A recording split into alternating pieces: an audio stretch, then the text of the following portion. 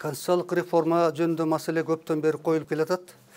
Мұнда ең негізгі маселе, жана айтып кеткендей, Конституцияның içinde өзінің içki қарама-қарсылықтарында тұрады. Конституция өзі негізі бардық эле мыйзамдар катары, Конституция эле баш мыйзамда. Ошол эки бөлүктөн турат. Биринчи бөлүгү жалпы бөлүм деп аталат дагы, экинчиси өзгөчө бөлүмдөр деп. Ошол жерде Конституция жалпы бөлүмү кийинки өзгөчө бөлүмдүн ар бир главасына тиешелүү боло турган жери. Ошол өзгөчө бөлүмдөр менен карама-каршы келип калган. Мисалы үчүн, жалпы бөлүмдө жазылып турат, Жогорку Кеңештин депутаттары эл тарабынан шайланат деп. Ал эми өзгөчө бөлүмгө келгенде, Жогорку Кеңеш шайлоого келгенде, Жогорку Кеңеш партиялык тизме менен пропорционалдык система боюнча шайланат деп калган. Бүттү. А бул болсо ошол жалпы бөлүмгө каршы келет дагы. Эгерде партияга мүчө болбосоң, анда шайлануу укугунан ажырап каласың.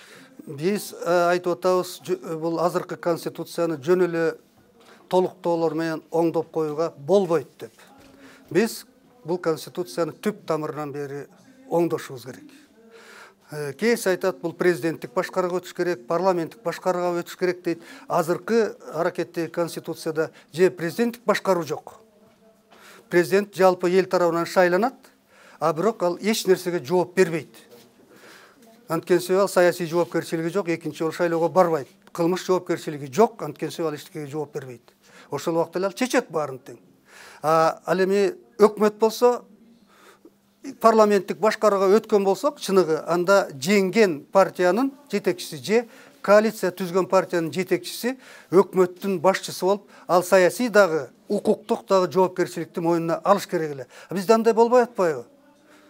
Баш министрди биз менеджер катары жалдап келебиз, каалаган күнү куйрукка тээп кет деп коебуз. Бүттү, башка жоопкерчилик жок. Ошон үчүн мына 29-30 жылдан бери биз такыр өнүкпөй келатабыз да. Улам жаңы баш министр келет, анан 1 жылдан кийин, жарым жылдан кийин кетирип коебуз, эчтекеге жооп бербей басып кете берет. Мына ошондой. Жоопкерчилик деген эң негизгиси жанагы саясий жоопкерчиликте жатат да. Эгерде жеңген партия экономиканы өздөштүрө албаса, элибизди, жерибизди коргой албаса, анда ал партиясы менен кошо кетиш керек.